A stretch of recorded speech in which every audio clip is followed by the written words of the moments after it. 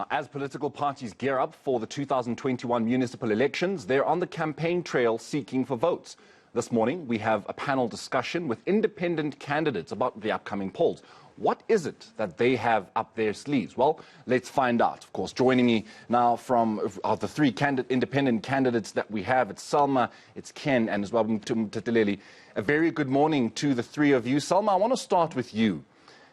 Independent candidature in this country has never really been anything that is recognized as the ANC would be, the DA would be, the EFF, the IFP, and such major parties. So I suppose the first question one would want to know is, why would I want to vote for an independent candidate?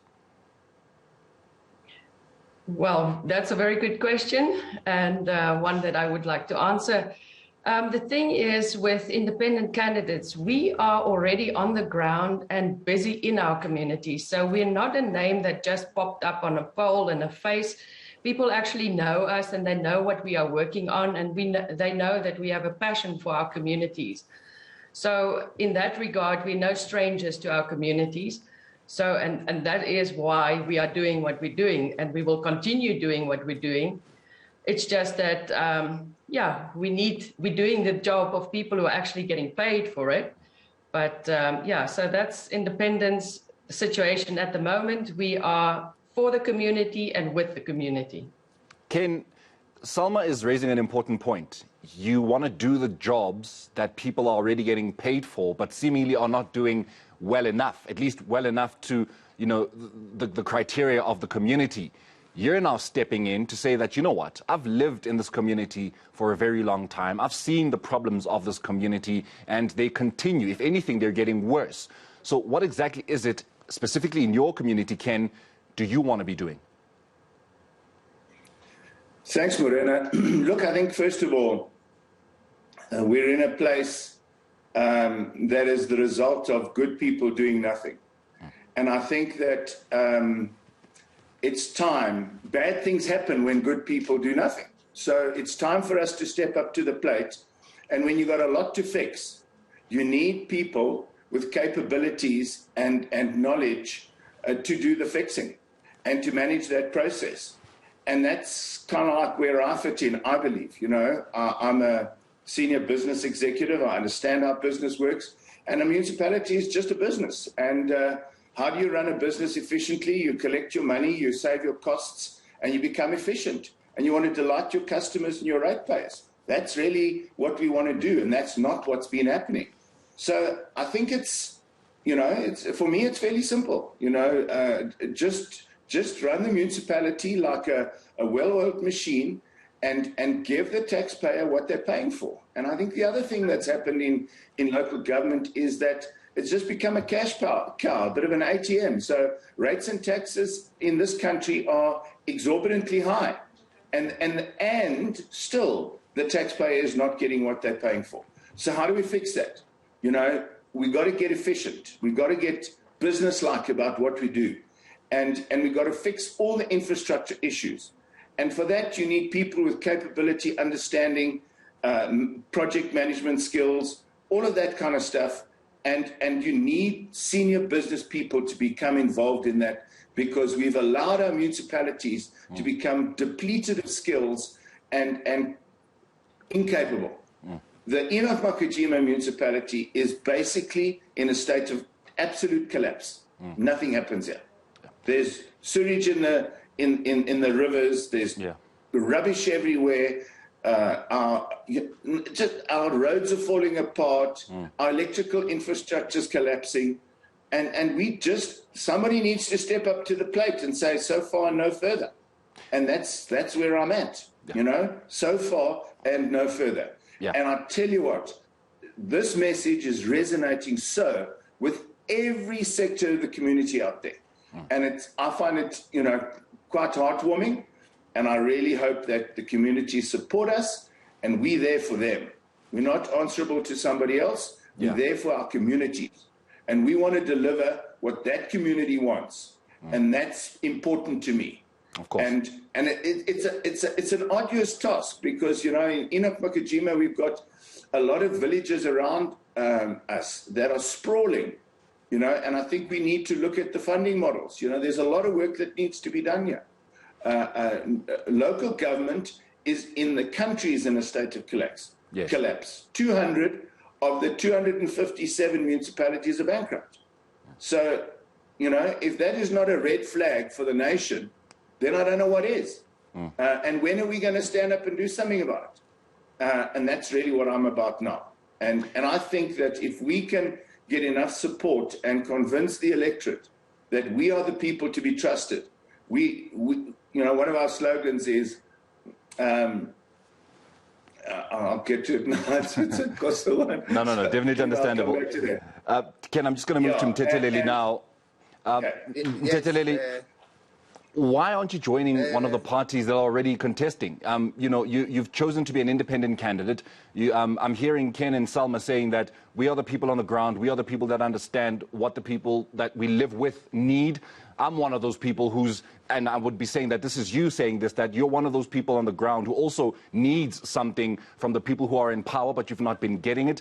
But then why don't you just join one of the major parties who are rallying to get the votes of people and probably have a better chance of getting those votes, so that when you're on the inside, say, for example, if in the ANC, in the IFP, in the EFF, in the NFP, for example, when you're inside a bigger party, you can affect that change from in there as opposed to challenging the bigger parties as an independent? Thank you. The problem here is that for you to become a councillor of a party, you need to satisfy some of the people within the party, which I don't think it is correct, because in local government, you are dealing with people on the ground where you implement things, and you then look at the people that are upright within the community, that will serve the community, that have got a track record in the community. So people are using political parties to become councillors and what, because the political party will clean that person. That is why you find people saying, you are not voting for me, but you are voting for political party A or political party P. So the reason why the community decided to stand against those people, because in the local government, we are talking about the person that has been there within the community, have activities with the community, have been part of the CPFs, the governing bodies, and everything that is happening within the community. So that person is much better positioned to represent the people on the ground, rather than taking anyone because of comradeship, clean that person with the logo of the political party and put that person there. It is not that easy to become a candidate of a political party, because there are so many things that are happening within those parties that will block an upright person to become the candidate of the political party. So that is why we then ending up saying, let the choice of the community be the choice of the community, without going on a party flag, because the party flag is only used to clean the person. Even if it's a devil person, he will then be cleaned by the flag, because the narrative will be then saying, you are voting for a party, but now we want to say, let us vote for a person that is upright within the community. The community must sit down and look at the person that has got the track record in working with the community. So we cannot just push ourselves or force ourselves in the parties so that we will then represent our people. If our people have got a view that you can represent us even without the colors of the political party, whatever political party, it's easy.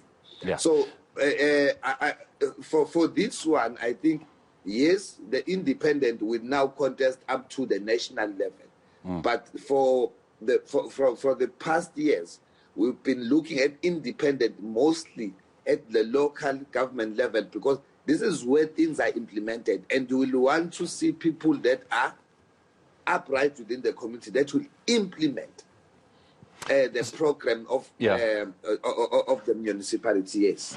Salma, I want to come back to you.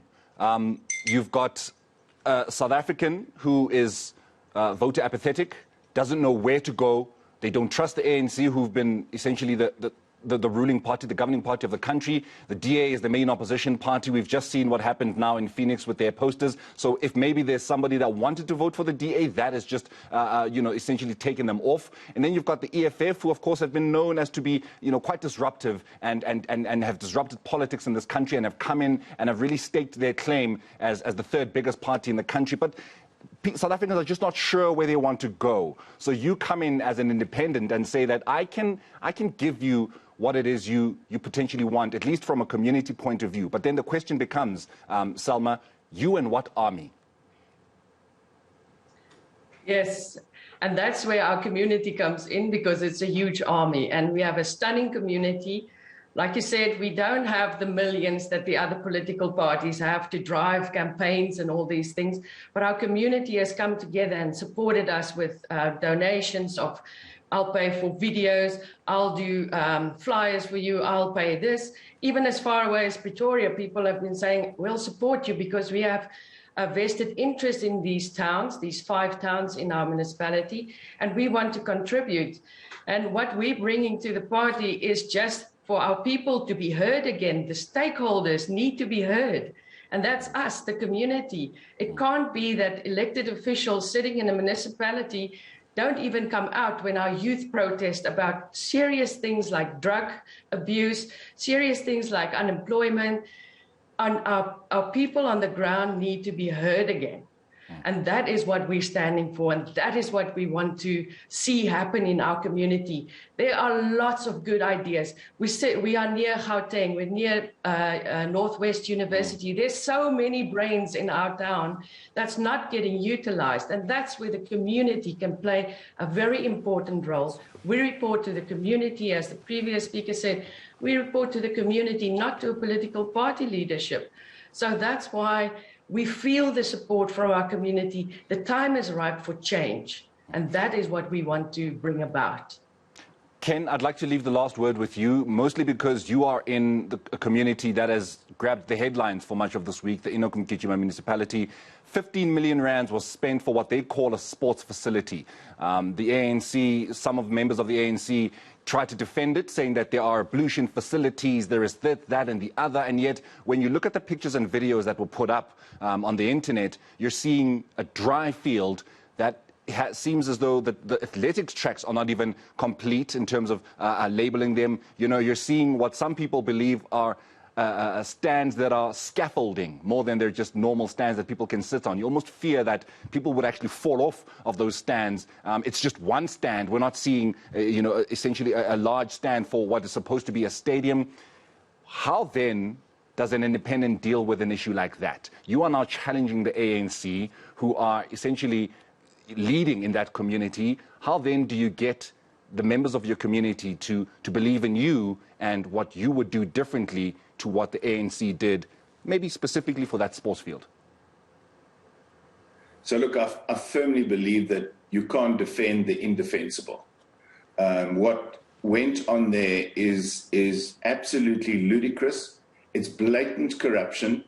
And let me tell you, it is the tip of the iceberg when it comes to the eNCA municipality. They've already written off 900 million to irregular and wasteful expenditure. And you might have seen yesterday in the news that the Premier of the Eastern Cape has been found guilty of benefiting from some fund or other. Let me tell you that the problems in the municipality in eNCA don't reside only with the councillors. They get instructions from higher places. And that is fundamentally where the problem comes from. Because the higher places can channel funds down, and then I don't need to tell you what happens next. Yeah. So fundamentally, I think the problem lies in that in the past you have what I think a democratic system which is not democratic. You have people in a club which votes for somebody. You have to be part of that club to elect somebody to be able to stand in the election. That, to me, is not democracy. So at the end of the day, if you're not a party member, you can't elect a councillor. So how does that place anybody else? It forces you to become a party member if you want to be a councillor. Yes. And if I don't agree with that party, then there's just no ways I'm going to be a councillor for that party. So this is where democracy, our democracy, and our electoral act, I believe, has failed. And this is where I believe once South Africa's contesting the electoral act and looking at a more constituency-based democracy is what our country needs. It's going to fix these problems because it brings the accountability for these kind of actions back to the community. They can call their councillors to book, and they can make sure that their voice is heard, which is not the case currently. Once that person is elected as a councillor, the community has absolutely no say. And that's got to change. Fundamentally, if we want to fix the problems in our country, we need to look at how we hold our political people responsible. And as you can see, not only locally, but nationally, it's been an absolute failure. And something has got to change. The earth has got to move in this space. And I believe that the independents contesting the elections in this local government election is an opportunity to demonstrate that people are tired of political parties. They want accountability from the people that they elect. And I believe that they're going to support independence in their droves, provided that those independents are upright citizens, they are ethical leaders, and they can make real change happen. And that's really what we're about. Mteteleli, I actually do have just a bit of time. Maybe I can leave the last word with you. And I want to bring this to your attention, political killings. There was an incident that took place in Anda, where 3 people were killed outside of what was, I think, a meeting of the ANC. You're in a province that, everywhere around the country there's political killings, but the KZN has been grabbing the headlines a bit more often than other provinces. How then do you navigate that? As an independent candidate, you would think nobody knows you. You would think nobody cares to threaten your life because you are affiliated to nobody, but you are trying to be, to lead your community. You are trying to take the reins from the ANC, from the IFP, from whoever it is that is in charge of your particular community. And to some, that might be seen as a threat. How do you then navigate that as an independent candidate? It is important that we keep ourselves safe in these times, because the political killings does not only happen within the parties that are fighting or the opposition party, but it is happening within our communities. If you are being seen as a threat, definitely they will go after you. So what we are doing now is that we are using the simple way of defending ourselves, which is be home early, make sure that you don't have programs that will be until late. So we are doing those simple things because we as independent, we are self-funded. We are working with the community who will fund the program on the programs of our campaign. So we don't have money to have bodyguards and what. So the guards we lied within the community. So to assist the community to guard you, you must be home early. You must make sure that you are not in places where there are so many people, but you work with the community during the day. There's nothing that you can do except that we are then in this space to sacrifice ourselves for the love of our community, to better our community. So the sacrifice will then sometimes go with the biggest sacrifice where you can even lose your life. Yeah. But because we don't have funds, we are not funded somewhere anywhere. We want to keep it like that, and we don't want anyone to fund us. We want the community to work with us and see if we can go forward, because these funding things has come to be the one that will trap people to corruption and doing what, so that you end up having people that will pay them back. So if the community is then funding its own program, it's much better than that. But at the same time, you as a member of the community that has been selected to represent the community, obviously it's a sacrifice for you, and sacrifice will come with so many things. The only thing that you need to do, you must be clever enough that you must avoid places that are not good, that are a hazard to you. You must make sure that you are early at home, wherever you stay. You protect yourself with those simple ways, like our mothers and fathers were telling us that at 6 you must be at home. This time we must do the 1, 2, and 3. So that is how we are doing it. But the political killing in KZN will not stop, because it is within the political parties and outside the political parties whenever they see the threat. Because some of the people that are contesting election, they are not contesting election because they are people who have hard for the people, but for them it's the job opportunity. So people with that mentality, or who are coming to election with that we are going to be employed, will then fight with everyone who is standing on their way to get salary at the end of the month. No, of course. Mtheteleli, thank you so much. We're going to leave it there with you, as well with Ken and Salma. Thank you very much for your time here on Newslink on eNCA. That is Salma Kok, who is an independent candidate coming out of the Free State, of course. And then you've got Ken Clark, who's an independent candidate coming out of the Eastern Cape. And then Mtheteleli Sibisi, who is an independent candidate coming out of KwaZulu-Natal.